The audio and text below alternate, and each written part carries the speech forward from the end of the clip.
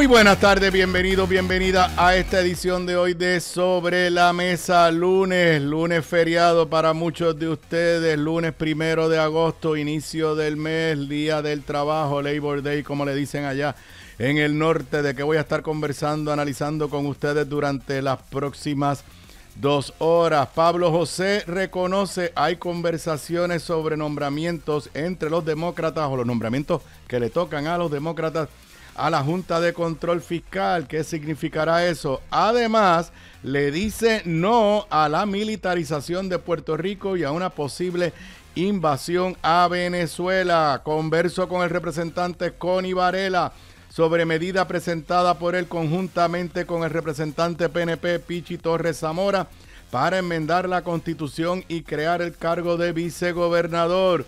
Sigue los dimes y diretes entre los protagonistas del sistema eléctrico. Negociado de energía critica el plan de proyectos de infraestructura de la Autoridad de Energía Eléctrica.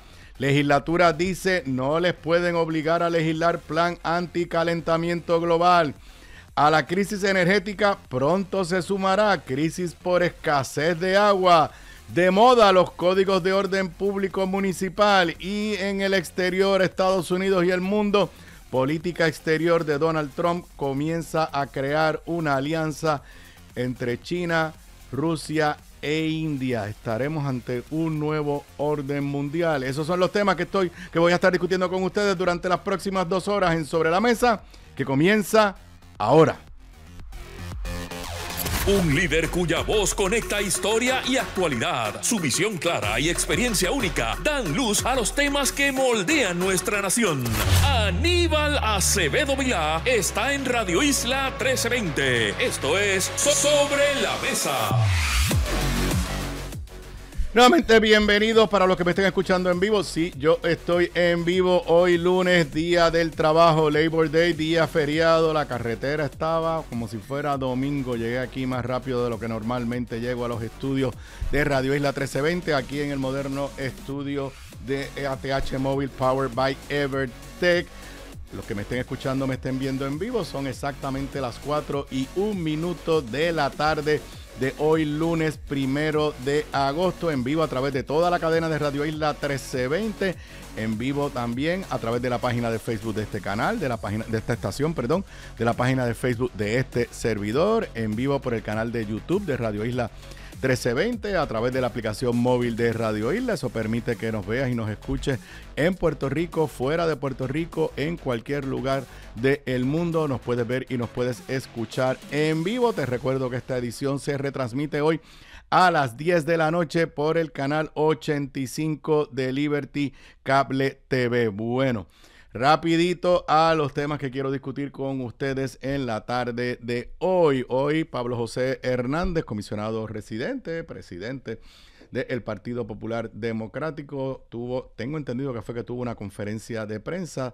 Técnicamente hoy o mañana termina el receso del mes de agosto del Congreso de los Estados Unidos. Ellos regresan a sus labores allá en el Congreso a partir de mañana. Paréntesis antes de hablar de lo que dijo Pablo José durante el día de hoy. Tendremos que estar pendientes a lo que ocurra durante septiembre en el Congreso de los Estados Unidos, particularmente entre los republicanos. ¿Por qué? Porque ahora, antes del 1 de octubre, es que se supone que aprueben un presupuesto para el próximo año fiscal. El presupuesto de Estados Unidos, contrario al de nosotros, que es del 1 de julio al 30 de junio, el de ellos es del 1 de octubre hasta el 30 de septiembre. Así que de aquí al 1 de octubre se supone que los republicanos se pongan de acuerdo entre ellos mismos. No creo que busquen votos demócratas para aprobar el presupuesto del próximo año. ¿Y qué tiene de particular? Primero, es el primer presupuesto ya redactado por Donald Trump como presidente de los Estados Unidos con un Congreso republicano.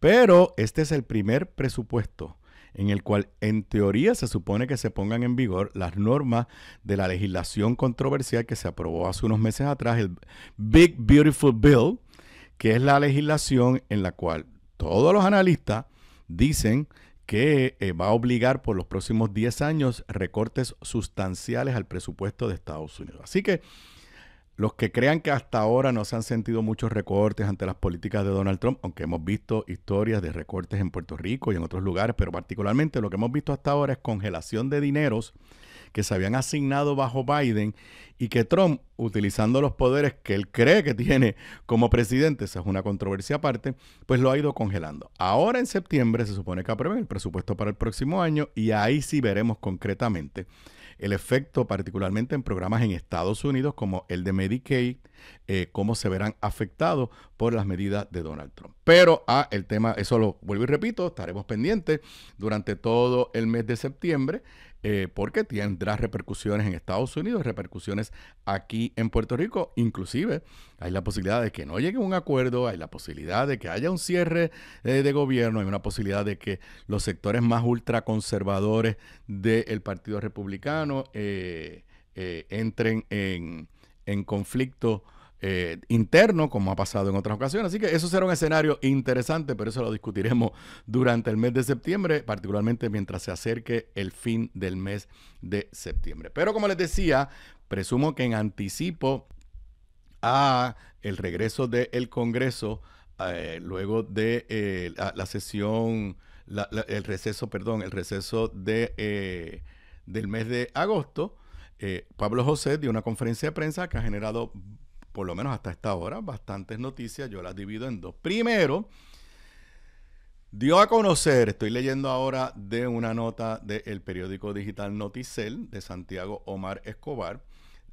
Pablo José da a conocer que él ha estado, y la palabra que usó es al tanto, sobre nombres que están flotando, podría decir, se están comentando como posibles nombramientos a la Junta de Control Fiscal. Me imagino que algunos de ustedes dirán, pero ¿qué va a saber Pablo José si eso es Trump y los republicanos? Les recuerdo que según la ley promesa, el método para hacer los nombramientos es a base de que los líderes legislativos, republicanos y demócratas, le hacen una terna, le hacen le mandan una terna al presidente para que de ese grupo de nombres que ellos envíen, el presidente escoja uno. ¿Qué quiere decir eso? Que en esta circunstancia, de las 6 vacantes que están luego de que Trump diera el golpe de Estado, 2 le corresponden a los demócratas. Una de un grupo de nombres que enviará Hakeem Jeffries, líder de los demócratas en la Cámara, y otra que lo enviará Chuck Schumer, líder de los demócratas en el Senado. A eso es que se refiere Pablo José. Él no está insinuando que lo están consultando de Casa Blanca. Dice la nota de Noticel que fue cuestionado sobre el futuro de la Junta de Supervisión Fiscal y dijo lo siguiente: sí, hemos tenido conversaciones con el liderato demócrata del Congreso al respecto, pero no tengo nada nuevo que informar.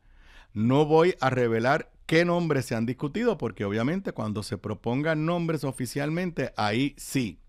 Entonces, esto levanta la interrogante de cuán urgente es este tema para Donald Trump. Y aquí, un poco a base de la experiencia que uno tiene. Hay 2 escenarios, a mi entender. Que la Casa Blanca le ha dicho a los líderes demócratas: mira, empieza a considerar nombres, quiero que me los envíes lo más pronto posible, la terna, el grupo, a considerar, porque el presidente quiere hacer nombramientos rápidos, o que los demócratas, sin que la Casa Blanca les haya dicho nada, se están preparando y probablemente pues la semana que viene le manden unos nombres a Donald Trump.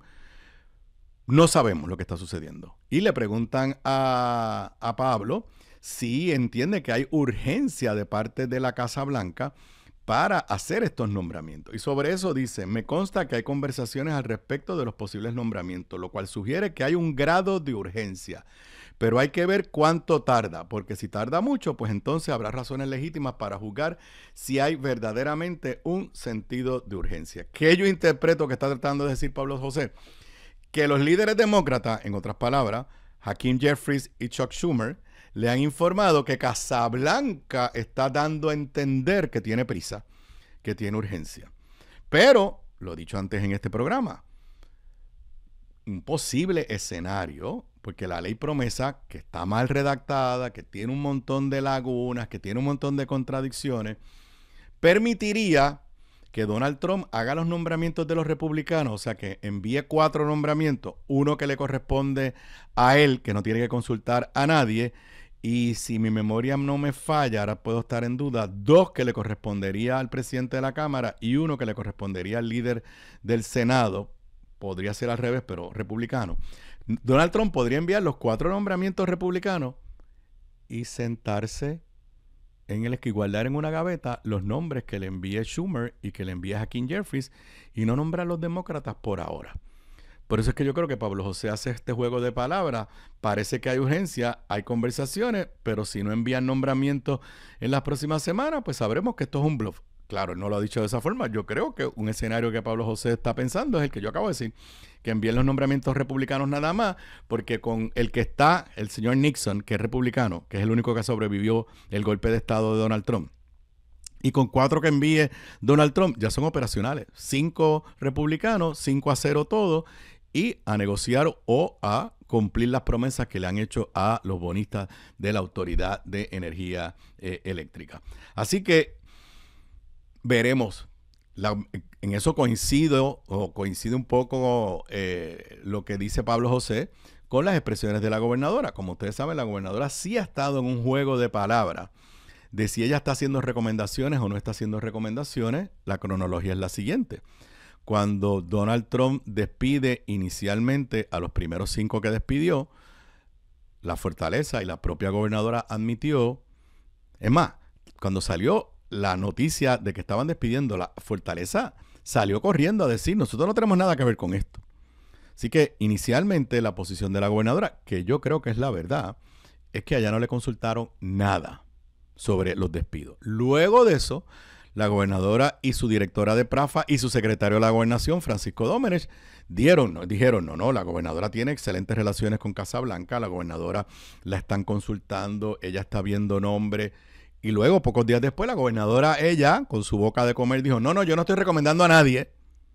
Y como recordarán, la semana pasada, jueves de la semana pasada, si mi memoria no me falla, la directora de PRAFA volvió a decir que está siendo consultada la gobernadora y la oficina de Puerto Rico en Washington, tanto por Casa Blanca como por los líderes republicanos de Cámara y Senado. La gobernadora había dicho que no iba a ocurrir nada hasta septiembre, precisamente porque había receso congresional. Como les dije al inicio de mis palabras, ese receso congresional termina hoy. Así que a partir de mañana, en cualquier momento, podríamos recibir la noticia de que Donald Trump está haciendo nombramientos a la Junta de Control Fiscal. Mi apuesta es que Donald Trump va a nombrar pronto, quizás esta misma semana, quizás en los primeros 15 días de septiembre, va a nombrar pronto los 4 republicanos. Y esos 4 republicanos nos van a mandar una señal clara de por dónde viene la cosa y luego quizás entonces nombre los otros 2 para completar el grupo de 6 y los otros 2 serían los demócratas. A lo mejor Donald Trump me sorprende porque de todas formas puede nombrar los 6 y la votación va a ser 5-2 todo el tiempo. 5 republicanos y 2 demócratas. Nunca, quiero que entiendan esto, desde que se constituyó la primera Junta de Control Fiscal a fines del término de Barack Obama en el 2016, nunca había habido un desbalance tan marcado a favor de los republicanos. Lo más había sido 4-3. Ahora va a estar 5-2. Lo que no solamente es un margen bastante cómodo, inclusive podría haber disidencia de algún republicano, que lo dudo, pero van a ser republicanos en la línea dura de Donald Trump. Y si algo nos habían dicho cuando se creó la Junta, ustedes saben que yo me opuse tenazmente a la Junta, cabildeé en contra de la Junta, hablo de la creación de la Junta en mi libro, ahorita voy a hablar un poquito más de nueva información sobre mi libro, que recién se ha publicado, pero siempre se pensó, la teoría de los que aprobaron promesa era que hacía falta un ente independiente de la política, un ente autónomo que tomara las decisiones que le daba el Congreso, los poderes que le daba el Congreso a la Junta de Control Fiscal.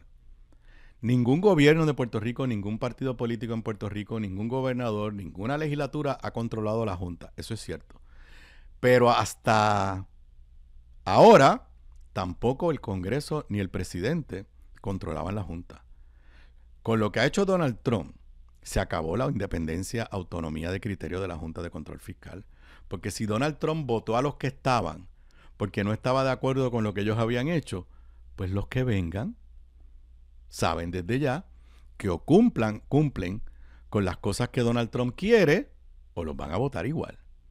Así que aquí no va a haber aquí ya no hay un ente autónomo al margen de consideraciones político-partidistas. No son las consideraciones político-partidistas de Puerto Rico, son las consideraciones político-partidistas de Donald Trump y de los republicanos de Donald Trump y de los ultraconservadores de Donald Trump y de los intereses petroleros, energéticos de Donald Trump. Así que eso es lo que viene. Estaremos todos en compás de espera si se empiezan a producir nombramientos durante el mes de septiembre. En esa conferencia de prensa, también Pablo José habló del tema que provocó el secretario de Seguridad Pública de Jennifer González, Arthur Garfer, yo creo que él prefiere que le digan Arthur, que es un general de las Fuerzas Armadas de los Estados Unidos, pero es el secretario de Seguridad Pública, departamento que se ha quedado sin taller en Puerto Rico. Y quizás hay que entender este nuevo protagonismo del señor Garfer ante el hecho de que le sacaron a la policía de Puerto Rico. Y lo que le queda es manejo de emergencia, 2 o 3 bomberos, pero no tiene ni a la policía de Puerto Rico, y ya anteriormente se le había quitado a ciencia forense.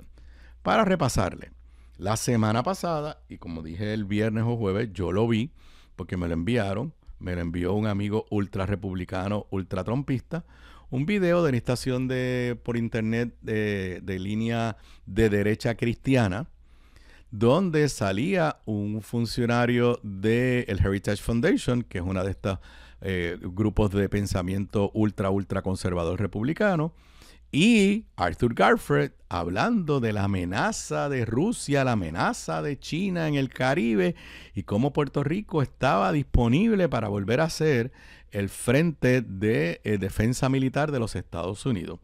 Y se hizo referencia a algunas de las facilidades que han sido cerradas. Esa expresión en ese canal, que yo no le hice caso porque no veía en la nota en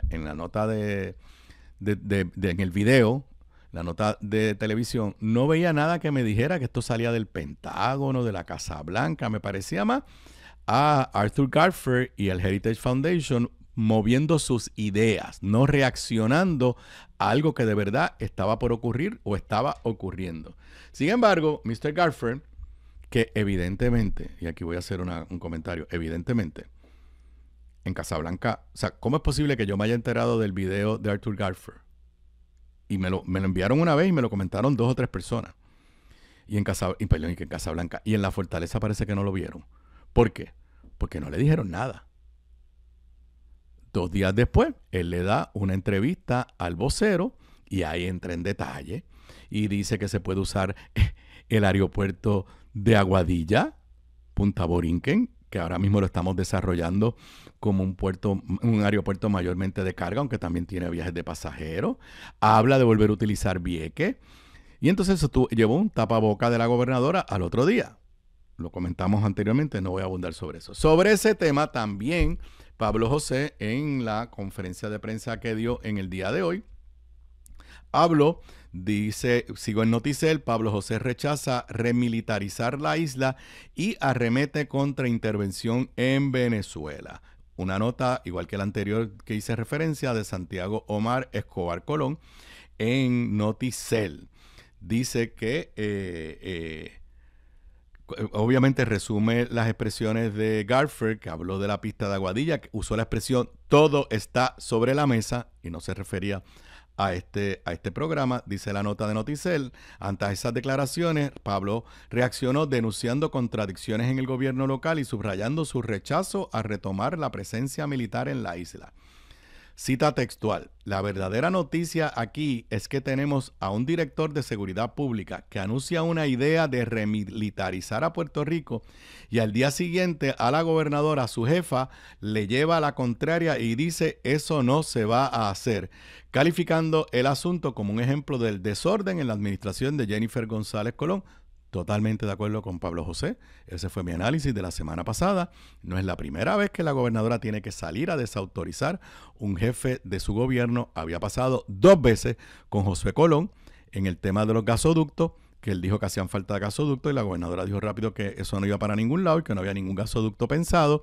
Y en el tema de enmendar la ley del negociado de energía, que Josué Colón habló que hacía falta enmendarla y quitarle poderes al negociado y la gobernadora lo desautorizó. Pero vuelvo ahora a lo siguiente. Sobre el regreso de operaciones militares a Puerto Rico, dijo Pablo José, remilitarizar a Puerto Rico, reabrir las bases de Vieques y Culebra, por lo cual luchamos por tantas décadas, es totalmente inaceptable. Aún así, matizó que no combatirá algo que no se está considerando seriamente tampoco. Yo interpreto que lo que está diciendo es, yo no me voy a poner a enviar cartas a oponerme de algo que no está sobre la mesa, contrario a lo que dijo Garfield, que todo estaba sobre la mesa. En cuanto a Roosevelt Road, admitió no tener conocimiento de propuestas concretas, pero delineó sus límites. Si es más ejercicio como lo que fue Vieques y Culebra, no. Un contundente y rotundo no. Si es abrir una base como la que hay en Buchanan, que no tiene un efecto sobre el ambiente o sobre la paz diaria de los puertorriqueños que viven en esas áreas, pues se podría considerar.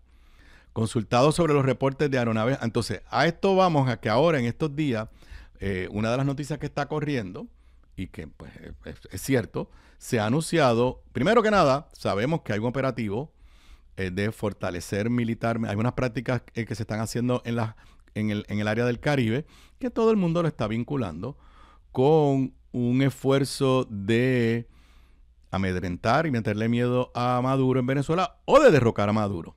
Y entonces, pues, en el contexto de eso, se anunció hoy que las Fuerzas Armadas anunciaron este lunes que llevan a cabo una operación de ejercicios militares en el sur de Puerto Rico. Antes de lo que dice Pablo José, ejercicios militares en las costas de Puerto Rico y en Puerto Rico han ocurrido por séculos, o sea, desde que los americanos están aquí. Lo que yo no sé es si estos ejercicios que se anuncian hoy es algo que nunca antes había ocurrido, si es algo sin precedentes o es un poco lo que siempre ha ocurrido. Pero sobre eso, Pablo José dice, si es un asunto de seguridad nacional y de combatir el narcotráfico, necesitamos todas las ayudas que podamos recibir. Si se trata de un mecanismo de presión para derrocar el gobierno de Nicolás Maduro, a mi juicio, Maduro lo tienen que sacar los venezolanos. Aunque reiteró su oposición al régimen de Maduro, Hernández advirtió que una intervención extranjera sería un error. Cita textual a Pablo José.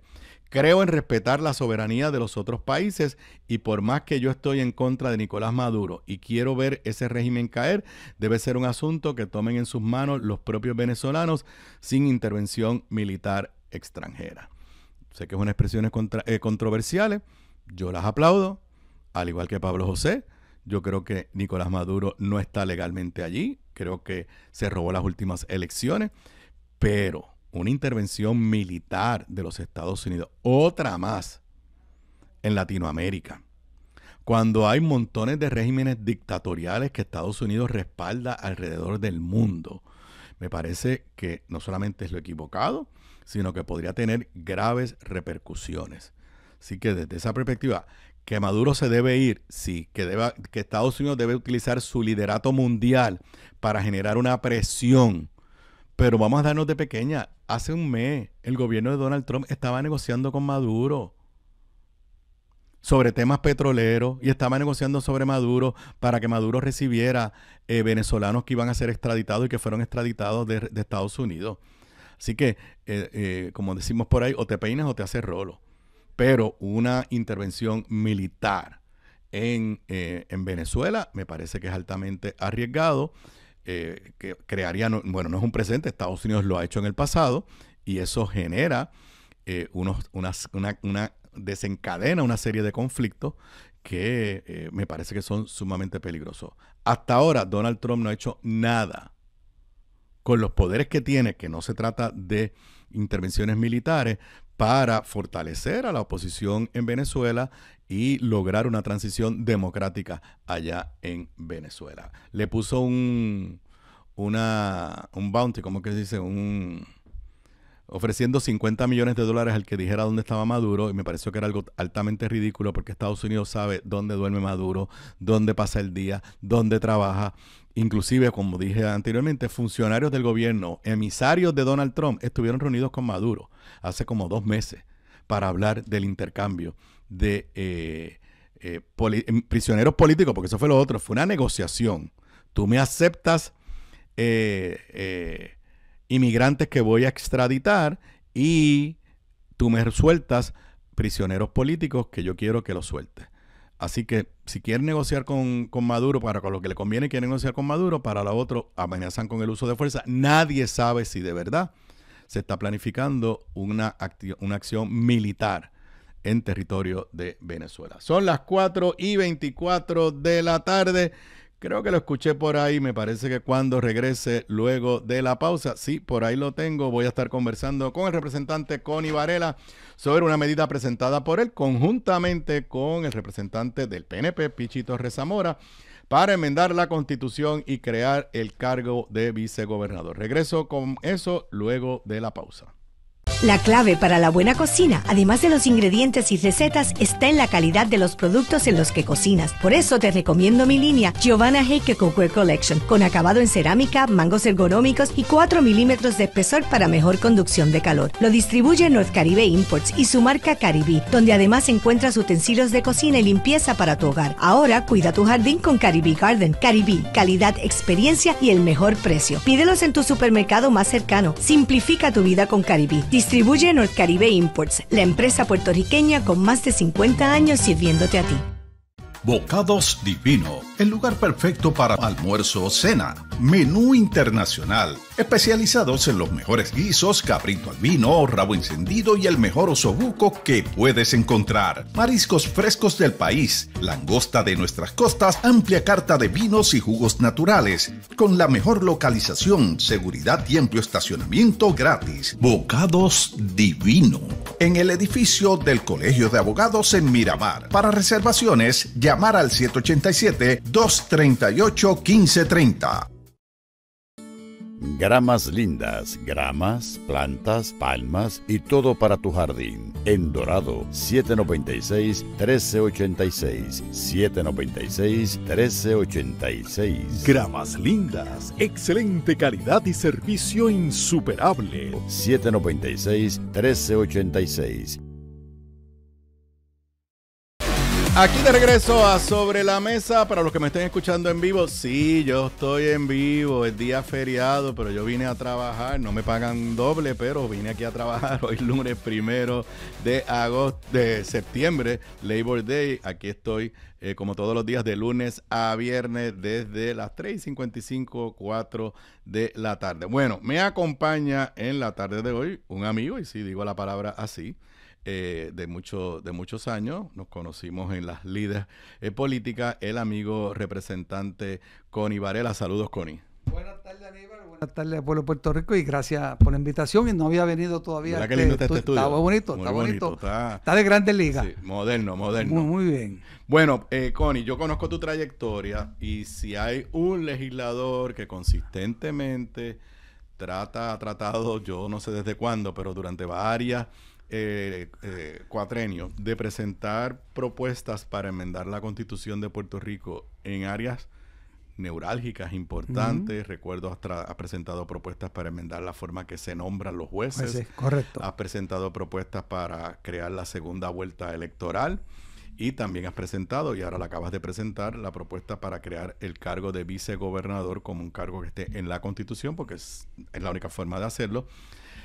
Con un desarrollo interesante que, según dicen los partes de prensa, y es la razón por la que te llamé, no solamente presentas nuevamente la propuesta de enmienda constitucional, sino que un coautor de la medida es el representante Pichito Rezamora, uno de los importantes líderes del PNP. Háblanos primero de la enmienda constitucional, tú sabes mi pensamiento. Sí. Yo las he favorecido. He estado cuando Sí. el cuatrienio pasado auspiciaste Hicimos un foro. foro, Hiciste un correcto. seminario, foro, hablando precisamente de estos temas. He escrito artículos en revistas jurídicas sobre este tema, pero háblanos un poco de la enmienda y de este nuevo desarrollo de que Pichi se ha convertido en coauspiciador o coautor de la propuesta. Bueno, Aníbal, pues tú lo has dicho, es una inquietud que tengo de que la Constitución de Puerto Rico se escribió en 1952 y ha cambiado las circunstancias de aquel momento. Ahora las circunstancias económicas, políticas, sociales son totalmente distintas. Y yo entiendo que la Constitución es para que, entre unas cosas, proteja al individuo, a la persona, ¿no? Pero también hay que buscar aquellos mecanismos de que si algo no está funcionando bien, en este caso, a mi juicio, que la Constitución no dispone de que haya un cargo de vicegobernador, pues hay que hacerlo. Por eso es que radicamos esta resolución concurrente para que el pueblo se exprese. Cuando se apruebe en la Cámara y Senado, si Dios quiere, pues se le presenta al pueblo y que el pueblo decida si quiere si se debe crear o no ese cargo a vicegobernador. Cosa que yo creo que es fundamental y prioritaria en este país. Porque, primeramente, tenemos lo que ocurrió en el verano del 2019, que cuando Ricky renuncia no había un secretario de Estado confirmado y hubo una crisis constitucional. Hubo pleito, y el Supremo para que aclaraba la situación y que suerte que el Supremo pues bajó como tenía que, decidió como tenía que decidir. Y segundo, ahora la actual secretaria de Estado se vino a confirmar el último día, 6 meses después. ¿Qué hubiese ocurrido si Jennifer González hubiese muerto? Acabábamos con la secretaria de Justicia, pero también tuvimos la vacante secretaria de Justicia por muchísimos meses. Correcto. En un momento creo que hubiéramos acabado con el secretario de Hacienda. Sí, creo que tiene 35 años. Sí. El anterior Víctor Pareja era el que no tenía. Correcto. Paquito. Pantoja. Sí. Pantoja creo que tiene 35 años. Pero sí, y es una crisis constitucional. Aparte, como tú y yo hemos hablado de estos temas, que, por ejemplo, cuando Wanda Vázquez terminó como gobernadora, nadie en su sano juicio, ni en el país, ni en el gobierno de Ricky Rosselló, ni en la legislatura de Tomás Rivera Chá, cuando la confirmaron secretaria de Justicia, jamás pensó que ella podía ser gobernadora. Seguro.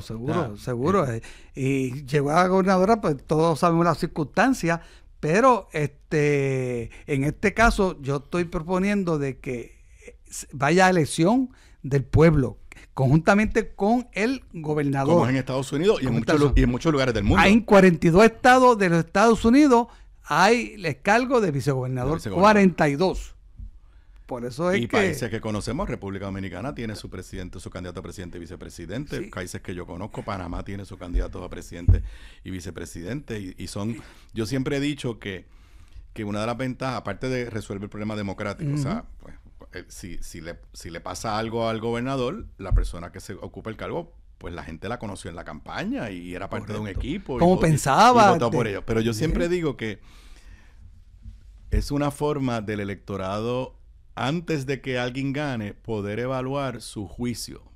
Porque si fulano de tal, pues si fulano de tal pone de candidato a vicegobernador a alguien que el país entiende que no sirve para nada, pues el pueblo va a estar diciendo, pues ese es el tipo de gabinete que va a nombrar. Sí. Ahora, si escoge una persona que dice, wow, mira la persona que logró traer. Y así ha pasado en Estados Unidos. Sí. Cuando Barack Obama corrió, que se quejaban de que era un novato, cogió a Biden de candidato y la gente dijo, espérate, el muchacho tiene la capacidad de traer a alguien bien capacitado. Seguro. Ok. ¿Tú habías presentado esta enmienda en cuatrienios anteriores? No, esta es la primera vez. Lo había estudiado porque quería ir una a una. El primer intento para enmendar la Constitución fue la segunda vuelta. Que tengo que decirle que compañeros míos de la mayoría en aquel momento, el cuatrienio pasado, me la dejotaron. Lo sé. Me la dejotaron. Y esa es otra que... Y yo creo que... Nosotros, sí, y ahora un poco, volvemos ya mismo a vicegobernador. O sea, Jennifer, todo el mundo dice que Jennifer dio una pela. Bueno, Jennifer ganó con 41% del voto. ¿Qué quiere decir eso? Que el 59% de los que fuimos a votar le votamos en contra. Y a eso añadirle los que se quedaron en su casa. Correcto. Así que yo creo que la segunda vuelta, y también he escrito sobre eso. Pues yo pensé que tú habías presentado esta y que también te la habían derrotado. No. Okay. Esta no. La segunda vuelta. ¿Y cómo convenciste a Pichi? Pues mira, Pichi dijo, Pichi, aquí pues tú sabes que hay que darle cabeza, que pensar sobre las cosas que están pasando en el país, de lo que ha sucedido. Y le digo, mira, ¿tú viste cómo se confirmó a la actual secretaria de Estado el último día? Y le digo esa pregunta, Pichi, si hubiese visto Jennifer, ¿quién iba a asumir el cargo? Contra, ¿verdad? Tú tienes razón. Y ahí pues seguimos hablando y lo convencí, y por eso es autor también de esta medida, y eso creo que me va a ser más fácil llevar el mensaje a los compañeros. ¿A qué comisión cree que gobierno debe ser? ¿Esa la preside? Creo que Víctor Paredes. Creo que la jurisdicción la mantiene la cuestión de gobierno. Víctor tiene muchas cosas con la cuestión de energía. Energía, lo sé. Tiene un dolor de cabeza grande. Está bien complejo esa comisión, ¿no? Pero yo creo que si se puede crear una subcomisión, que eso es lo que le voy a proponer, mira, dásela a alguien que la vegue, que tú pides los memoriales, vamos a estudiarlo, vamos a evaluarlo. Y que lo saque a vista pública. Eso es lo que yo quiero, seguro. Para que sepan, los que hemos estudiado este tema, el cargo de vicegobernador iba a estar en la Constitución de Lela. Estuvo en las propuestas hasta el final. La razón por la que se sacó, y pues la verdad es la verdad, no hay mucho debate en la constituyente. Pero don Pepe Trías Monge, en uno de sus libros, que era miembro de la constituyente, dice que fue razón política. Que Muñoz Marín tenía temor número uno, de que pues él escogiera de dedo a alguien y ese alguien después lo traicionara, pero peor, que la dificultad en ese momento, si él decía quién era su candidato a vicegobernador, pues estaba ya temprano en su proceso escogiendo quién lo iba a sustituir. Y esa es la única razón en la que eso se elimina. Inclusive se consideraron medidas un poquito menos antidemocrática, que fuera el secretario de Estado, pero que si la vacante ocurría por más de un año antes de la próxima elección, hubiera una elección especial para escoger un gobernador. Y al final acabamos con lo que tenemos, que es el secretario de Estado. Y para que la gente entienda, si le pasa algo, si un gobernador jura el 2 de enero, y vamos a imaginarnos que la legislatura le confirma a su secretario o secretaria de Estado el 20 de enero, y ese gobernador o gobernadora muere el 21 de enero del primer año de su cuatrenio, el secretario de Estado va a ser gobernador por 4 años. Sí, así es. Sin que nadie haya votado por esa... Nadie sabe su pensamiento, su filosofía, su política pública sobre determinados issues. O sea, yo creo que debemos saberlo. Y que y el pueblo tiene que estar pendiente a eso. Yo creo que lo hemos visto, como te dije, en experiencia del 2019 y ahora este cuatrenio.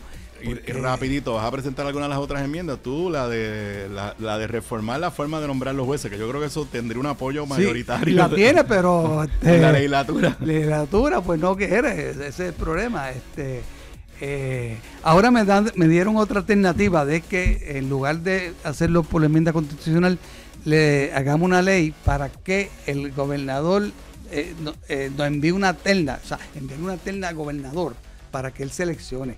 ¿De acuerdo? Eso desde que yo era asesor de Hernández Colón en asuntos legislativos, se llegaron a aprobar cosas, pero al final son cosas que es un poco pues para tratar de influenciar al gobernador, pero la Constitución es la Constitución, él puede no hacerle caso a eso. Sí, seguro. Y nombrar a quien le dé la gana. Eso es así. Pero voy a seguir trabajando esos issues, esos temas. Yo te lo reconozco, son temas que alguna gente se cree que no son importantes, hasta que ocurre una crisis como la del verano del 2019, de momento dicen, adiós, ¿y por qué acabamos con fulano o mengano? Digo, porque acabamos con Wanda Vázquez, pero hubiéramos acabado con Rivera Marín, que era lo mismo. Sí, nadie seguro. tampoco pensaba que Rivera Marín hubiera podido ser buen gobernador. A lo mejor lo hubiera sido, pero no fue electo, o sea, no fue considerado. Cuando la gente votó por Ricky Rosselló en el 2016, nadie estaba pensando que a quién lo sustituiría si pasaba algo y hubiéramos acabado o con Rivera Marín o acabamos con Wanda Vázquez. Naturalmente, yo creo que es urgente de que se trabaje con este proyecto. Voy a doblegar toda la energía que tengo para que se pueda, por lo menos en vistas públicas, se comience a trabajar en esta sesión. Bueno, pues nada, te felicito, te lo agradezco y sé que vas por ahí, creo que vas para el Canal 2 ahora. Voy para Canal 2 y después para Pelota Dura. Correcto. Correcto. Bueno, pues seguiremos leyéndote y estos micrófonos siempre están abiertos. Cómo no, Saludos. gracias a ti. Yo regreso con más luego de la pausa.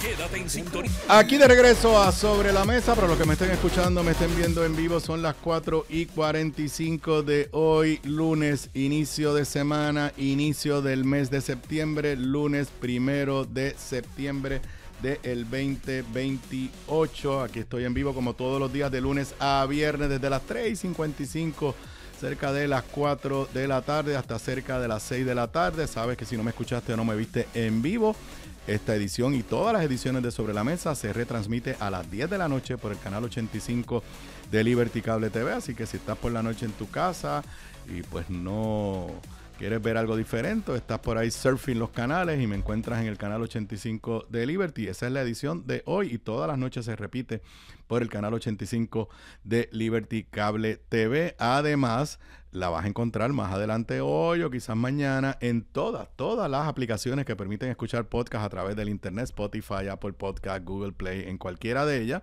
Encontrarás la edición de Sobre la Mesa y también, y yo sé que ahí es donde muchos de ustedes me ven y me escuchan, en mi canal de YouTube. Fácil encontrarme en YouTube. Escribes mi nombre en el buscador, Aníbal Acevedo Vilá, y ahí vas a encontrar, encontrarás más tarde la edición de hoy y también están archivadas todas las ediciones anteriores. Y también en mi canal de YouTube, igual que en mi página de Facebook, encuentras otras grabaciones importantes. Y aprovecho para decirles que si quieren conocer un poco más de mi nuevo libro, En Primera Fila, las luchas sobre el estatus en el Congreso y Puerto Rico, 1997-2025, lo comenté el viernes cuando llegué aquí a la edición de Sobre la Mesa. El viernes tuve una conversación con los amigos de Cátedra 580, estación colega en WKAQ, con Néstor y José Efraín, hablando la hora completa sobre el libro. Si quieren escuchar, ver esa entrevista, vayan a mi canal de YouTube y ahí la van a encontrar. La reproduje completamente y pueden escucharla.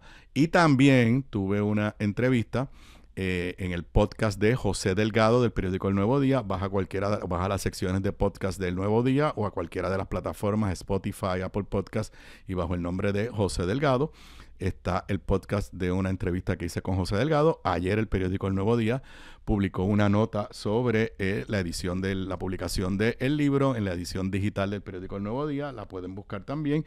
Les recuerdo que la presentación del libro será el próximo, no este jueves, el jueves de la próxima semana, 11 de septiembre, en el atrio de la biblioteca de la Escuela de Derecho de la Universidad de Puerto Rico, y me va a honrar con hacer la presentación la amiga ex profesora y ex presidenta del Colegio de Abogados y Abogadas de Puerto Rico, Celina Romani, el próximo jueves el jueves 11 de septiembre a las 6 de la tarde. La entrada es totalmente gratis. Ya el libro está a la venta en prácticamente todas las librerías. Si usted va a una librería que no tienen en primera fila, pues diga que haga las gestiones para que le llevemos el libro, pero está en el Candil en Ponce, en Norberto aquí en Plaza Las Américas y en Río Piedra, en The Bookmark, en prácticamente todas las librerías. Pero es más fácil también, lo puedes ordenar a través de internet en mi página acevedovila.net. Ahí a través de PayPal o con tarjeta de crédito lo puedes ordenar. O facilito, estamos en el estudio ATH Móvil. Aquí en Puerto Rico todo el mundo tiene ATH. Usted abre su aplicación de ATH, va a la sección de Business, de negocios, y escribe Publicaciones PR. Publicaciones PR. El precio por internet por ahora es $40. En las librerías el precio está en $49.50. Si lo ordenas, lo recibirás a vuelta de correo, firmado y dedicado por este servidor. Bueno, continuando, obviamente no pasa, yo creo que un día en Puerto Rico, mucho menos una semana, que no tengamos que hablar de temas energéticos. Y saben que los lunes yo trato de revivir o capturar noticias que, pues, por ser fin de semana a veces se pierden, pero que me parece que son importantes. Hubo una nota que publicó el periódico El Nuevo Día ayer bajo el título El negociado de energía pone en tela de juicio el plan de proyectos de la Autoridad de Energía Eléctrica.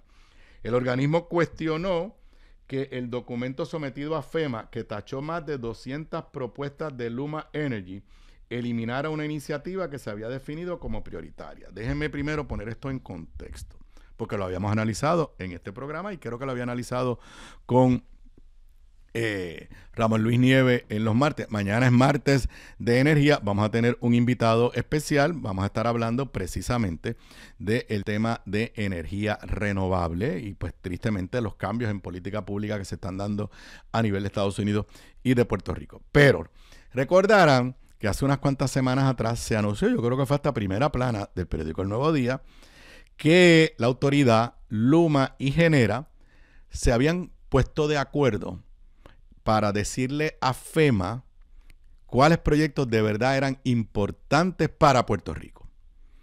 Recuerdo que dije en este programa que chévere que finalmente le estaban diciendo a FEMA que era lo importante, pero que por otro lado daba la sensación de que habíamos perdido el tiempo.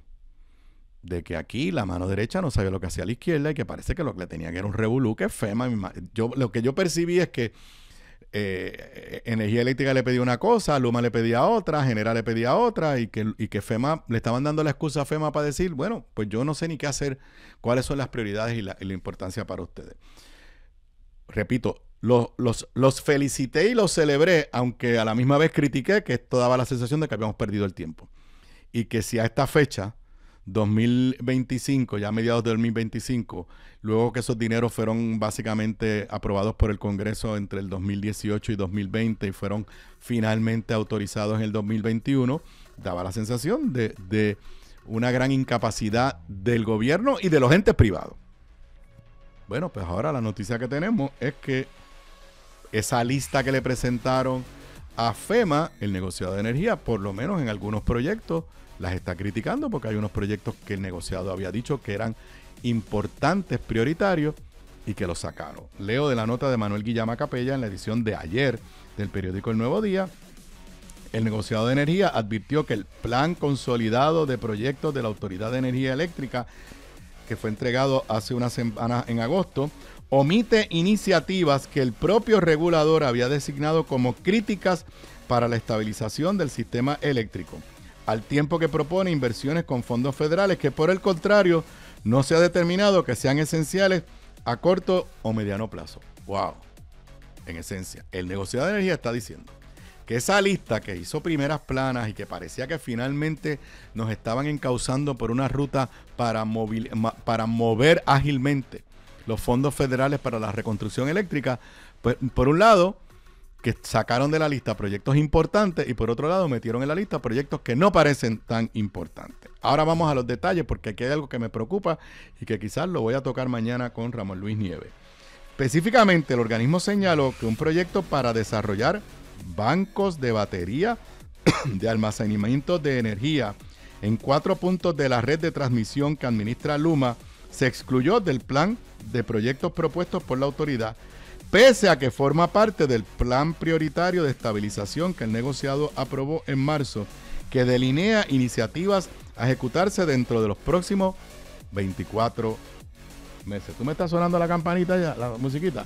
Bueno, pues lo voy a dejar aquí porque, y vuelvo y repito, probablemente discutía esto mañana con Ramón Luis también y con el invitado que vamos a tener, porque yo no sé si esto que está denunciando el negociado es una forma callada que el gobierno de Jennifer González está echando al lado, está postergando proyectos atados a movernos rápidamente a energía renovable. Regreso con eso y más luego de la pausa.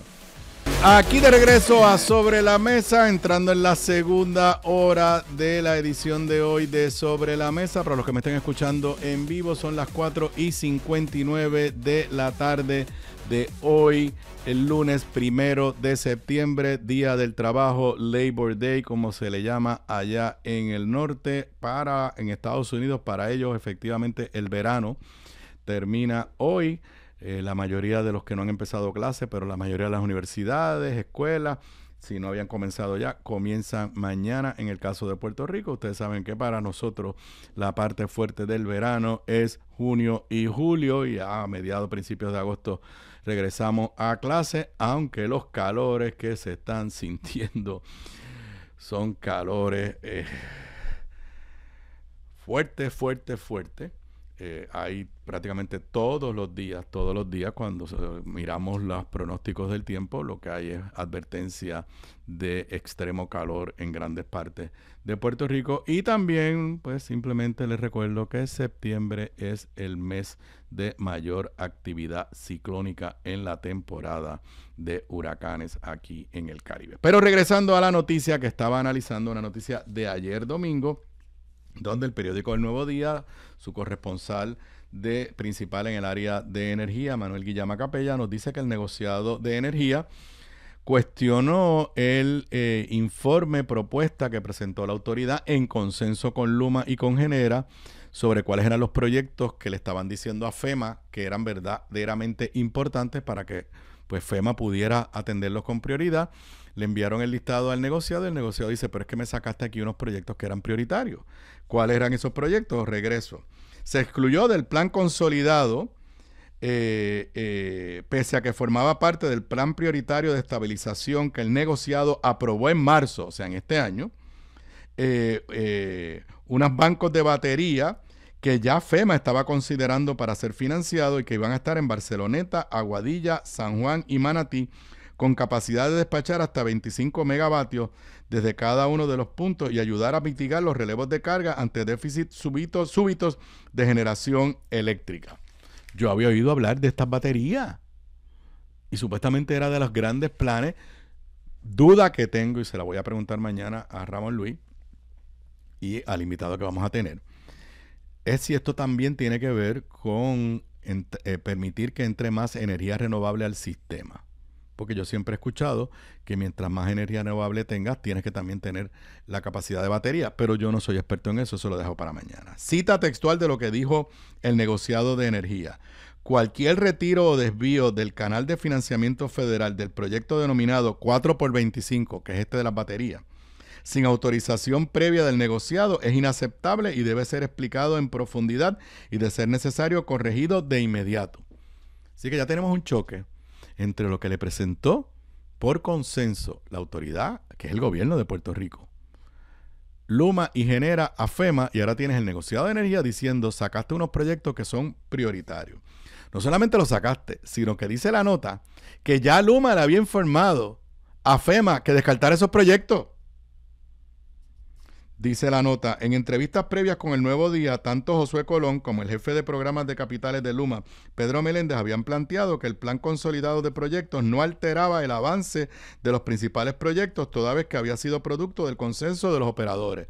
Y el negociado de energía le está diciendo, eso no es verdad, porque estás alterando unos proyectos que para mí eran prioritarios. Lo que no sale de esta nota es cuánto costaban esas esos 4 proyectos de batería. O sea, no sé de cuántos miles de dólares o millones de dólares estamos hablando. Por otro lado, y recuerden que lo que hizo Luma, la autoridad y Genera fue eliminar 200 proyectos que estaban en la lista que le habían mandado a FEMA y diciéndole, estos no son prioritarios. Por eso era mi queja. Da la sensación que estuvieron sometiendo proyectos allí a los huipipíos, como decimos, y que por eso los proyectos no se mueven y se pasan echándole la culpa a FEMA. Aquí parece que la desarticulación del sector energético es más que evidente. Aquí no es que está peleando el gobierno con Luma, aquí se pusieron de acuerdo gobierno, Luma y Genera, y el negociador le está diciendo, sacaste unos proyectos que de verdad son prioritarios. Ahora les está diciendo también, y metiste unos proyectos que no sé de dónde los sacaste. Leo de la nota. El negociado paralelamente contrastó el descarte del proyecto 4x25 con la inclusión de cerca de 1.300 millones de dólares que se asignarían a trabajos en las represas y sistemas de generación hidroeléctrica que todavía administra la autoridad. Las represas en manos de la autoridad sirven los sistemas de riego agrícola a través de la isla, mientras que las unidades de generación hidroeléctrica aportan alrededor de 20 megawatts, si bien la corporación pública aspira a incrementar esa capacidad a cerca de 125 megawatts. Yo soy de los que creo, este es Aníbal Acevedo Vilá, que cualquier cosa que se pueda hacer para mejorar las represas en Puerto Rico, su capacidad de generación de energía y también de riego, que está íntimamente vinculado con el sector agrícola, es algo que debemos considerar. Ahora, 1.300 millones de dólares de los 17.000 millones que nos dieron para energía, me chocó. Cita textual de lo que le dijo el negociado a la autoridad. Aparentemente se busca adelantar una porción sustancial de 1.300 millones de dólares para formular proyectos no incluidos en el plan de estabilización prioritario, enfocados en rehabilitación de represas, pese a la preocupaciones del plan de estabilización prioritaria de la ausencia de una determinación de necesidad por parte del operador del sistema. Si bien algunas medidas de rehabilitación de represas, particularmente las vinculadas al riego y manejo de del recurso agua, pueden tener méritos independientes, la revisión del negociado considerará cualquier asignación propuesta a trabajos de represas hidro no identificadas en el plan de estabilización prioritaria a la luz de las comparativas de calendario, beneficios al sistema y costo-efectividad relativa a alternativas prioritarias que añaden capacidad confiable más pronto, abundó el regulador, que recalcó que Luma, Genera PR y la autoridad deben solicitar autorización del negociado para cada proyecto formulado ante FEMA. Como parte de la resolución, el negociado concedió 10 días a Luma y a la autoridad para que documenten el tracto y las justificaciones asociadas a los proyectos 4x25 y rehabilitaciones de represas. Así que nuevamente vemos la falta de coordinación de los diferentes actores del sistema eléctrico. Un sistema que la legislación aprobada por el PNP lo que ha hecho es crear más actores. La Autoridad de Energía Eléctrica por un lado, Luma por otro, Genera por otro lado, las APP, aunque en estas circunstancias no son parte de la controversia, las APP por otro lado, el negociado de energía por otro lado, y ni hablar de cuando se trata de FEMA, pero eso es porque son fondos federales. Así que veremos a ver cuál es la respuesta de la Autoridad de Energía Eléctrica y los demás componentes del sistema energético a esa petición del negociado de energía. Repito, mañana, martes de energía con Ramón Luis Nieves y se lo vamos a dedicar prácticamente toda la edición de mañana a el tema de las renovables. Bueno, hace unas cuantas semanas les había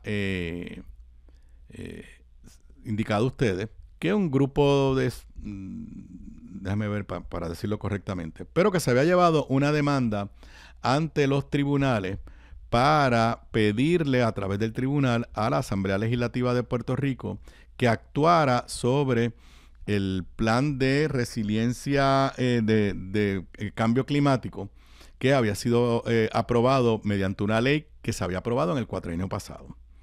Yo les había dicho, una cosa es que usted critique a la legislatura por no actuar, pero pensar que un tribunal le va a ordenar, los tribunales, separación de poderes, lo que es el curso que yo doy en las escuelas de Derecho de Puerto Rico, pensar que un tribunal va a separar, va a ordenarle a la rama legislativa qué tiene que legislar.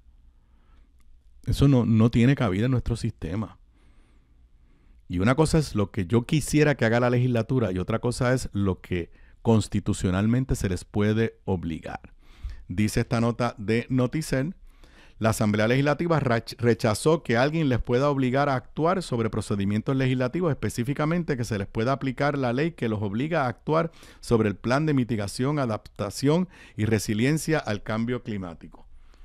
La postura se registró, esto es una nota de Noticel de Oscar Serrano, la postura se registró la semana pasada en oposición a la demanda que presentó la organización El Puente de Williamsburg, Inc., para que se cumpla con la Ley 33 de 2019, Ley de Mitigación, Adaptación y Resiliencia al Cambio Climático, en la que se indica que la Comisión Conjunta de Mitigación, Adaptación y Resiliencia al Cambio Climático tiene que dar por aprobado el plan y presentarlo para evaluación de los plenos legislativos si se extingue un plazo. Dicho plazo pasó el 30 de junio pasado.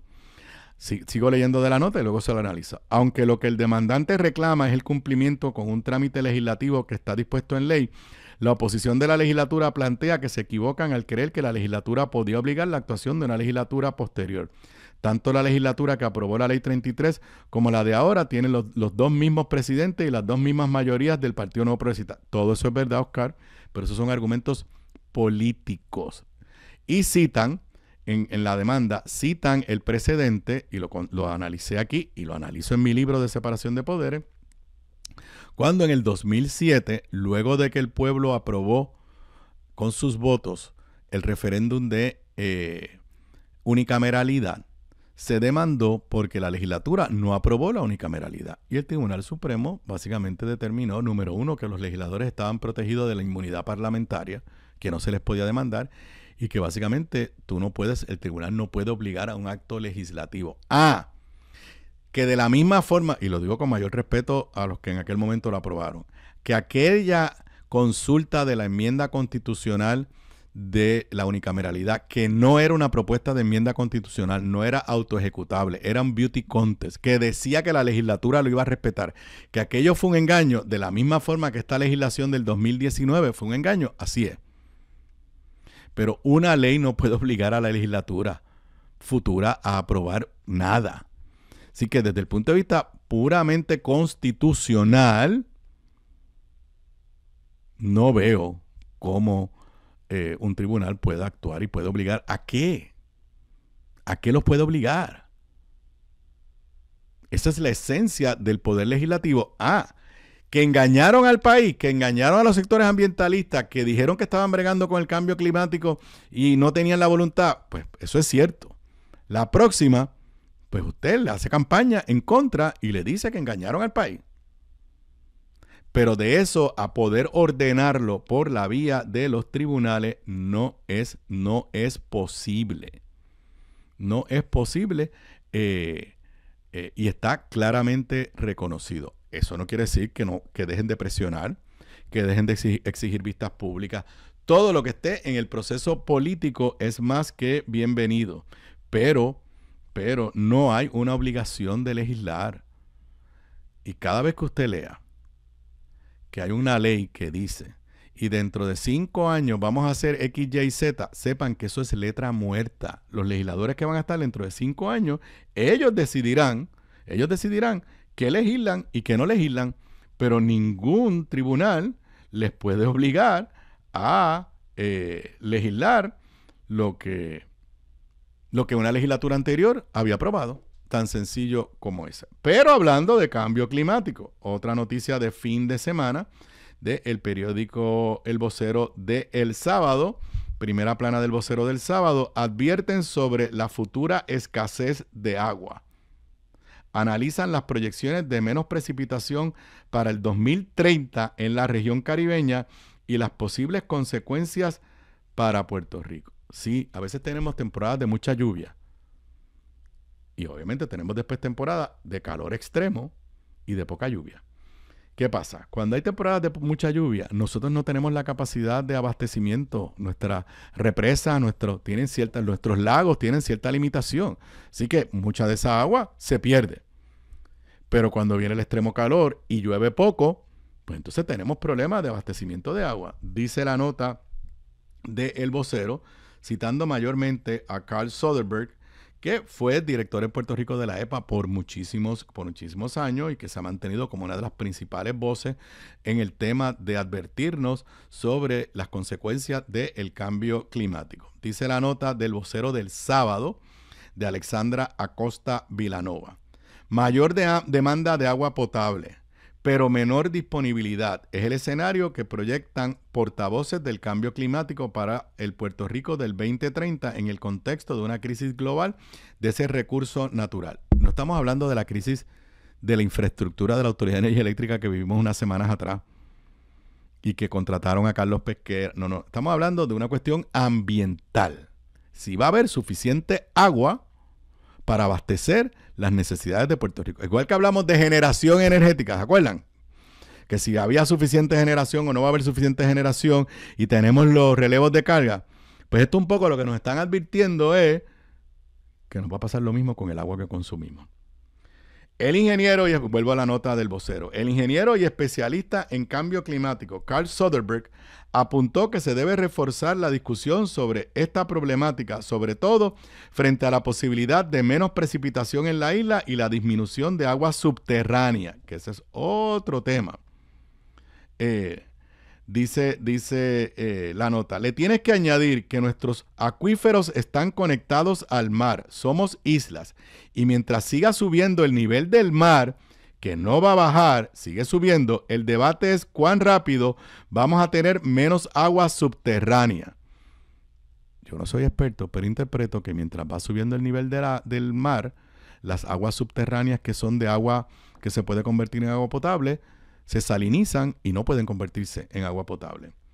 El Global Commission on the Economics of Water reportó que debido a la mala gestión del agua, el uso excesivo de los recursos y la falta de tecnologías para el ahorro del líquido, la necesidad de su uso potable aumentará 4 veces para el 2030, con severa escasez en regiones con limitaciones de agua. Yo quiero decirle que hay quien dice que en un futuro no muy lejano, las guerras no van a ser por petróleo, va a ser por agua.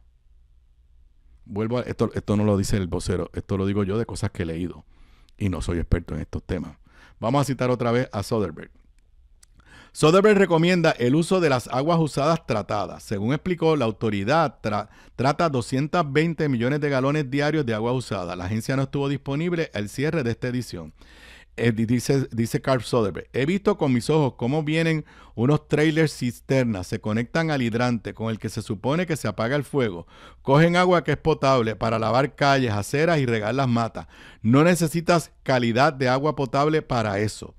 Asimismo señaló que los documentos sometidos a la Junta de Control Fiscal que están juramentados dicen que Acueductos pierde más del 60% del agua que produce.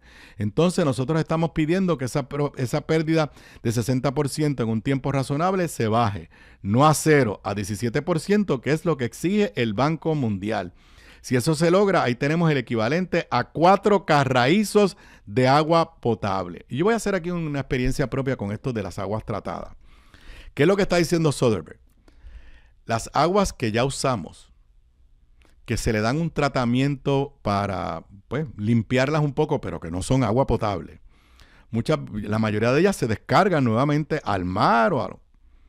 Pero esas aguas se pueden utilizar, no para potable, pero tú puedes tener un sistema donde esas aguas se utilicen para riego, como él dijo, para lavar las calles, para cosas que no sea agua potable. Yo recuerdo, hace unos años atrás, en mi práctica privada de asesoramiento, tener de cliente a un hotel. Y obviamente una de las cosas que consume mucho los hoteles es energía y agua. Pero ese hotel también tenía amplios sectores de jardines y cosas. Y para regar sus matas que tenían que usar el agua potable. Cerca del hotel había una planta de tratamiento de aguas usadas de la autoridad. Y ellos dijeron, esa planta descargaba al mar. Ya no era agua no tratada. No estoy diciendo que la autoridad estaba contaminando el océano, pero no era agua potable. Entonces ellos dijeron, y yo hice unas gestiones, nosotros, ¿por qué no nos dan de esa agua y pagamos algo por ella?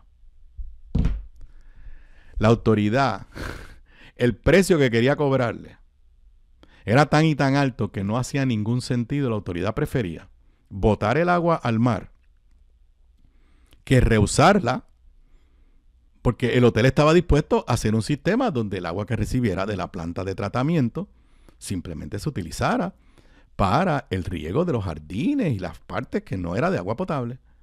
Nunca se pudo hacer, porque la autoridad en su pensamiento le quería cobrar tan y tan caro que no le hacía ningún sentido al hotel y básicamente preferían tirar el agua al mar que, como está diciendo Soderberg, de alguna forma reciclarla.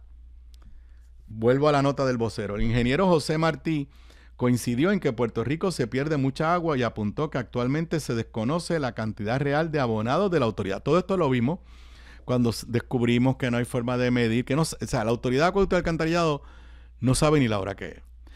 Miren, que estos son problemas que llevan años, es cierto. Que todos los gobiernos, todos los gobernadores tenemos un grado de responsabilidad, asumo la mía. Pero el PNP está en el poder desde el 2017. 2 de enero del 2017 juró Ricardo Rosselló. Luego juró Wanda Vázquez. 2 de enero del 2021 juró Pedro Pierluisi. 2 de enero del 2025 juró Jennifer González. Y lo que usted se tiene que preguntar cuando lee estas historias es si Acueducto hoy está mejor que el día antes que Ricardo Rosselló juró como gobernador. Lo que usted se tiene que preguntar es si la Autoridad de Energía Eléctrica y nuestro sistema eléctrico en general hoy está mejor que el día antes que juró Ricardo Rosselló. Si la conclusión de usted es que usted está contento y satisfecho porque hoy Acueducto estaba mejor que en enero del 2017 y hoy el sistema energético está mejor que en enero del 2017, siga votando por el PNP. Prémielo. Pero si usted está convencido, yo no estoy diciendo que no haya responsabilidad mía, de Sila, de Alejandro. Estoy diciendo que desde el 2017, 3 elecciones corridas ha ganado el PNP. 2 cuatrienios de ellos con control absoluto de Cámara y Senado. Y si usted piensa, estoy dando estos 2 ejemplos nada más. Podemos hablar de educación, podemos hablar de otras áreas de gobierno. Pero si usted piensa que hoy el sistema energético y el sistema de acueducto está mejor que hace 9 años atrás, pues muy bien, premia al PNP, prémielo. Pero si usted piensa y está convencido que hoy los servicios básicos de energía y agua y alcantarillado que usted recibe del gobierno ni han mejorado o quizás están peor que el 1 de enero del 2017, pues usted no puede seguir premiando a los que han estado gobernando durante los últimos 3 cuatrenios. Son las 5:21, regreso con más luego de la pausa. Aquí de regreso a Sobre la Mesa, pero los que me están escuchando, me están viendo en vivo, son las 5:26 de la tarde de hoy, lunes 1 de septiembre del 2025, día feriado, Labor Day, pero aquí estoy en vivo como todos los días de lunes a viernes desde las 3:55 de la tarde hasta cerca de las 6 de la tarde, son las 5:26, entrando a los últimos 2 segmentos de la edición de hoy de Sobre la Mesa. Bueno, la historia de primera plana del periódico El Nuevo Día, yo la podría resumir como se ponen de moda los códigos de orden público. Eso no es lo que dice códigos de orden público ganan fuerza en los municipios, alcaldes reivindican el impacto de estos conjuntos de reglas de convivencia que han sido adoptados en 70 de los 78 municipios de la isla, mientras 3 están en vías de aprobar los suyos. Y lo dice la nota, pero recuerdo que el primer código de orden público se aprobó por Sila María Calderón cuando fue alcaldesa de San Juan en el cuatrenio de 1997 al 2000. Recuerdo claramente cómo grandes analistas como Luis Dávila Colón se burlaban del código de orden público de Sila y usaban palabras, bueno, ese fue el primero. Yo creo en los códigos de orden público. Creo en los códigos de orden público por varias razones. Primero, nadie se está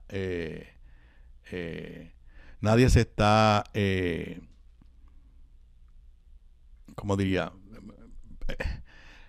No es algo que Puerto Rico se inventó.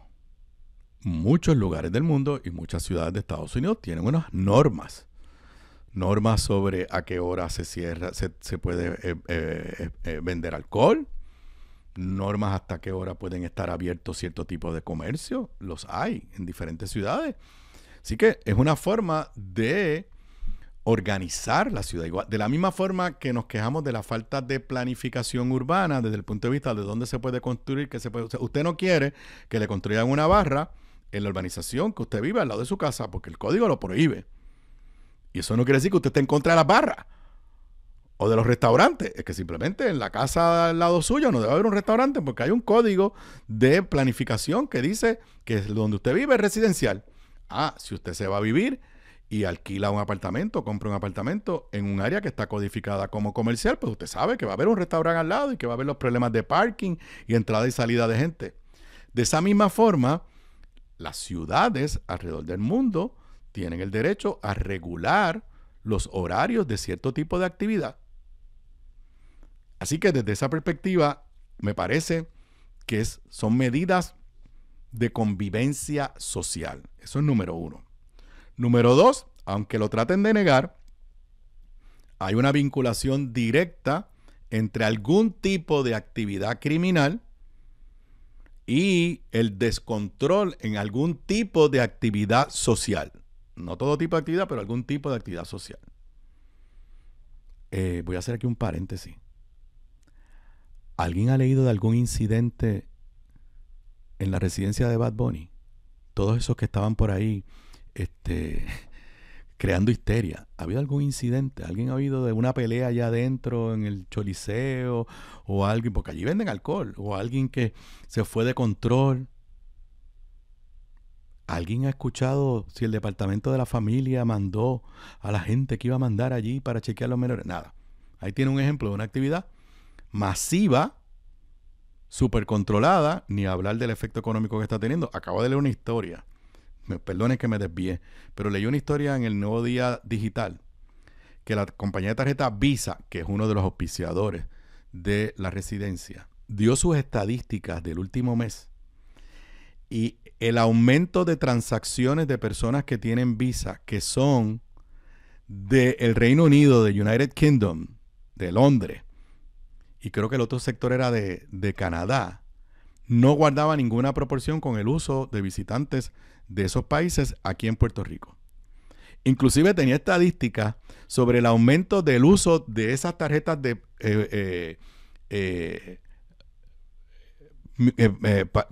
Visa del extranjero los viernes del concierto en restaurantes y actividades. Así que, pero vuelvo a los códigos de orden. Número 1, es una forma de organizar la vida social. 2, sí tiene una relación directa con algún tipo de actividad criminal. Y tercero, que es lo que menos se discute, es una medida democrática. Si la gente no le gusta el código que aprueba el alcalde, le votan en contra. Si la gente le gusta el código que aprueba el alcalde, le votan a favor. Y de eso se trata la democracia. Y el alcalde de San Juan no tiene que ser igual al que el de Guaynabo. Y el de San Lorenzo no tiene que ser igual al de Cagua. Y la gente de San Lorenzo quizás quieren un tipo de actividad y los de Cagua quieren otro. Y se trata de democracia. Pero vamos a los datos. Repito, quien primero hizo esto fue Sila. Se burlaron de ella. Y ellos tienen 70 de los 78 municipios y hay 3, entre ellos Loíza, que va camino a aprobarlo. Dice la nota de Leisa Caro González, a casi 3 décadas de la implantación del primer Código de Orden Público, esta herramienta se ha convertido en una de las principales apuestas de los municipios para reducir la actividad delictiva y promover el civismo ciudadano hasta el punto de que 3 ayuntamientos están próximos a promulgar sus propias reglas. Citan a Miguel Romero en términos de que estuvimos viviendo con el código de Sila hasta que él lo revisó. La nota reconoce, San Juan fue el primer municipio en tener un código de orden público aprobado bajo la incumbencia de Sila Calderón. Más de 2 décadas después, bajo la administración de Romero, la capital se enfrentó en el 2023 a un nuevo estatuto que en principio fue cuestionado por diversos sectores y luego generó un efecto en cadena. Desde entonces, pueblos como Carolina y Manatí han ampliado el alcance de sus códigos añadiendo restricciones o uniformando las reglas existentes en toda su jurisdicción, mientras otros, como Peñuela, Maricao y Loíza, dan los primeros pasos para promulgar por primera vez en un solo documento su propio conjunto. Entonces citan aquí a Nelson Hernández Mercado, director de la Unidad de Códigos de Orden Público adscrita a la policía. Yo no sabía que había esta unidad. Muy bien. Que la Policía de Puerto Rico a nivel central tenga una unidad para un poco apoyar las policías municipales en la implantación de los diferentes códigos. Pero ¿qué dice el señor Nelson Hernández Mercado?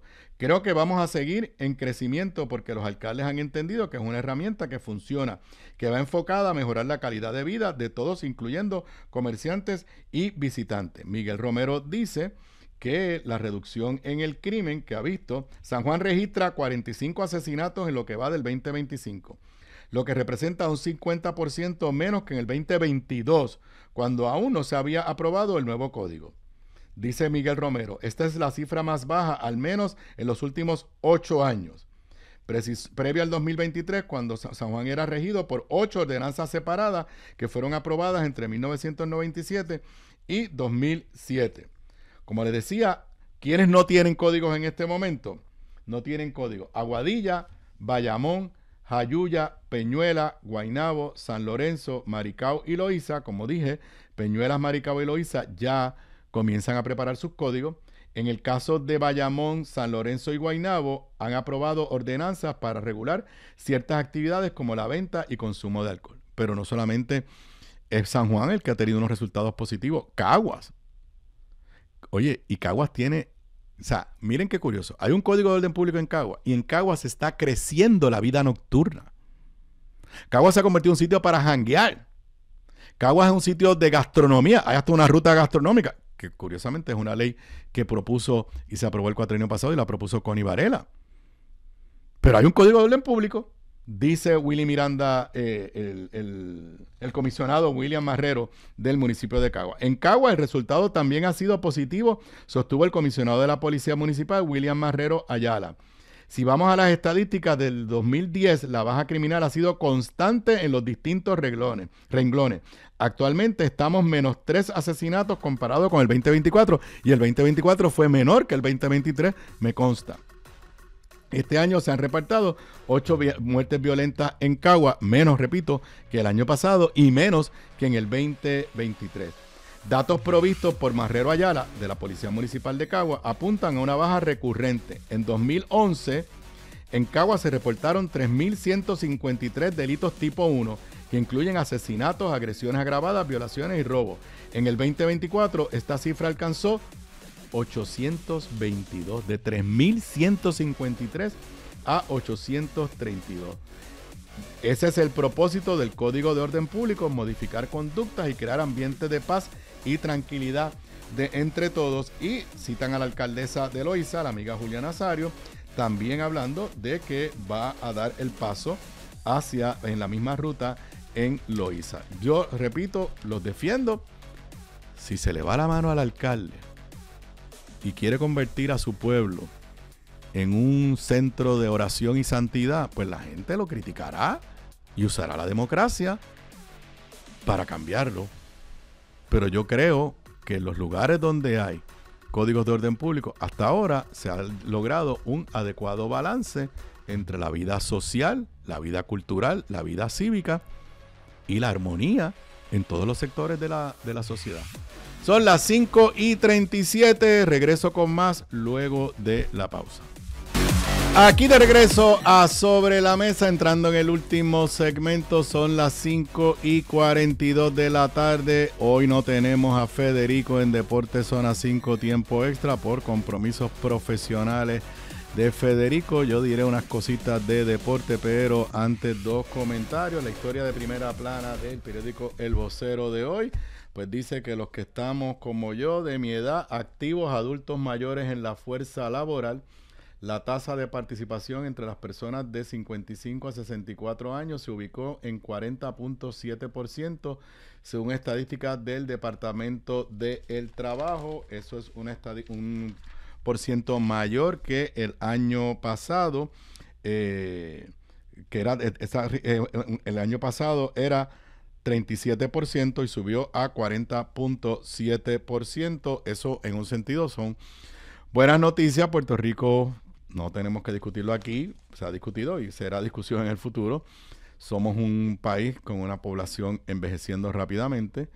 ¿Qué quiere decir eso? Que los que tenemos como yo, que tengo 63, así que estoy en ese bracket, si queremos ser productivos, pues bien por nosotros, pero tenemos que ser productivos para que Puerto Rico siga andando. porque si los adultos mayores deciden voluntariamente, con una decisión, dejar de estar participando de la actividad de la fuerza laboral, las consecuencias pueden ser devastadoras para la economía de Puerto Rico. Y antes de hacer una mención de algunos temas de deporte,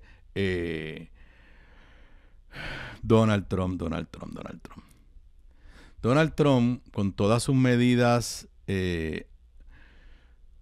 no estoy hablando ahora de las medidas domésticas de discrimen, pero sus medidas de inmigración y particularmente su guerra de aranceles con el mundo entero, está propiciando algo que aquí hemos comentado en ediciones anteriores de Sobre la Mesa.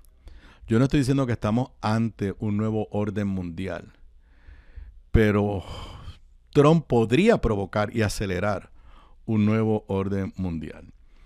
Hoy se celebra una reunión, un summit, una cumbre de varios países en China,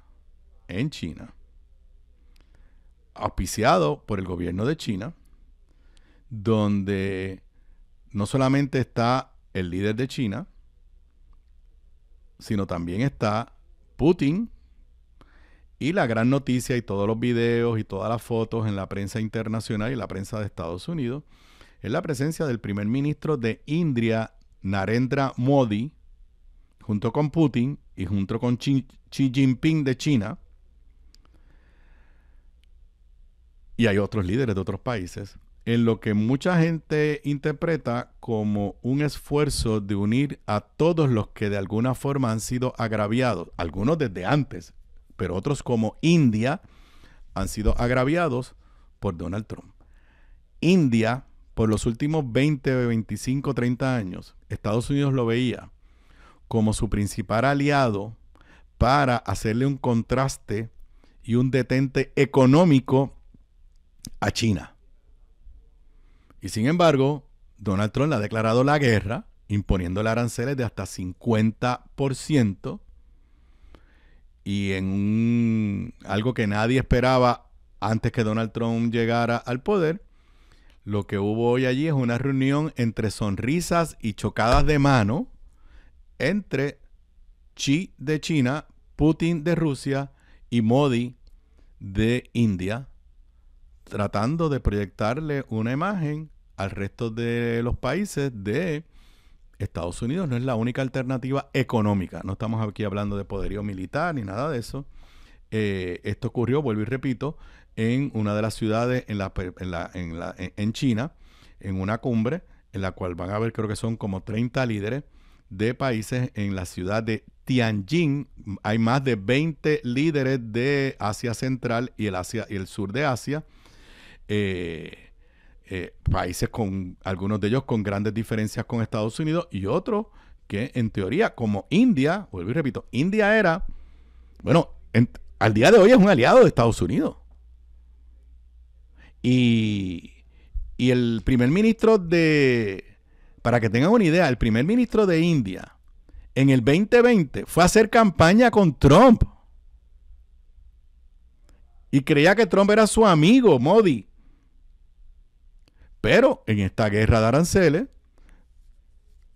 Donald Trump le ha impuesto un 50% de aranceles, se ha metido en la política interna de India, tratando de decir que Donald Trump, fue el que logró una tregua en las disputas entre Pakistán e India, y que Pakistán estaba proponiendo a Trump como al Premio Nobel de la Paz por eso. Y Modi le dijo, usted no tuvo nada que ver con esto. Esto fue una determinación de nosotros, no se meta en las políticas internas. Así que yo no soy experto en política internacional ni aspiro a hacerlo, pero me parece que es algo que tenemos que mirar con detenimiento si las políticas económicas de Donald Trump lo que están provocando es un cambio en el orden mundial. Lo he dicho antes. Es más, en este programa de radio, desde que por primera vez en el 2016 Donald Trump salió como candidato, yo dije que podíamos estar presenciando el fin del imperio americano. Los imperios no caen de un día para otro, toma tiempo, y la mayoría de las veces caen de adentro hacia afuera. El prestigio de Estados Unidos en el mundo está por el piso. Eso no quiere decir que no le tienen miedo, que la gente, que no le tengan miedo a Donald Trump y que no tenga poder extraordinario. Pero, por ejemplo, ¿qué pasó con la cumbre con Putin y el caso de Ucrania? Que él dijo que iba a acabar esa guerra.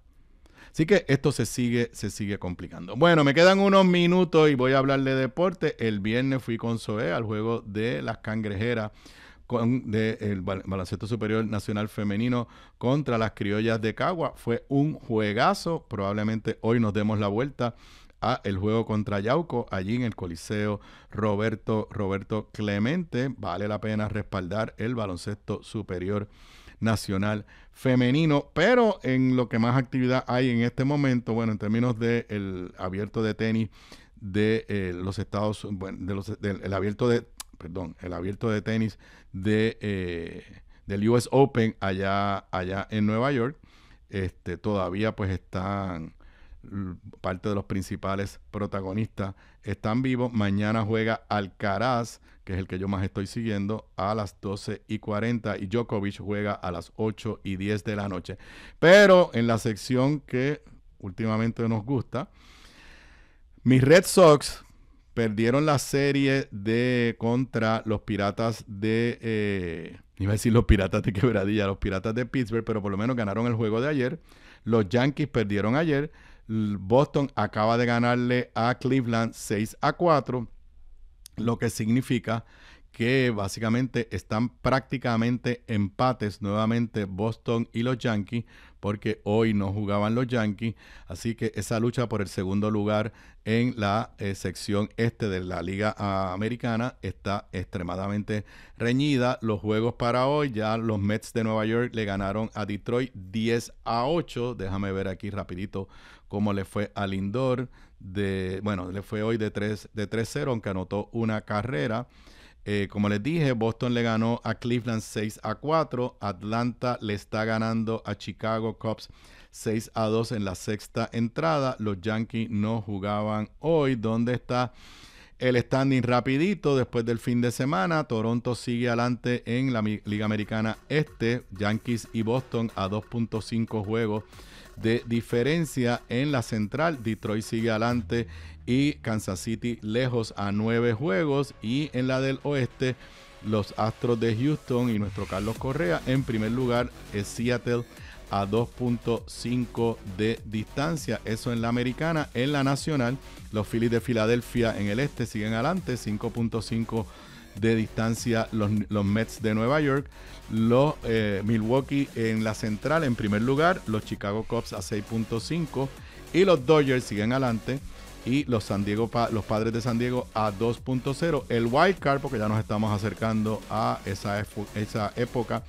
Si la temporada se acabara hoy, entraban en la americana Detroit, Toronto y Houston, y se peleaban en el wild card los Yankees, Boston y los Marineros de Seattle. Y en la nacional, si se terminara hoy, entraba Milwaukee, Filadelfia y los Dodgers, y estarían en el wild card los Chicago Cubs, los Padres de San Diego y los Mets de Nueva York. Eso es el breve informe en Deportes Zona 5 sin la presencia de Federico López. Yo con eso me despido por hoy. Son las 5:52 de la tarde. Ustedes y yo nos volvemos a ver en vivo mañana martes a las 3:55 de la tarde. Muy buenas tardes para todos.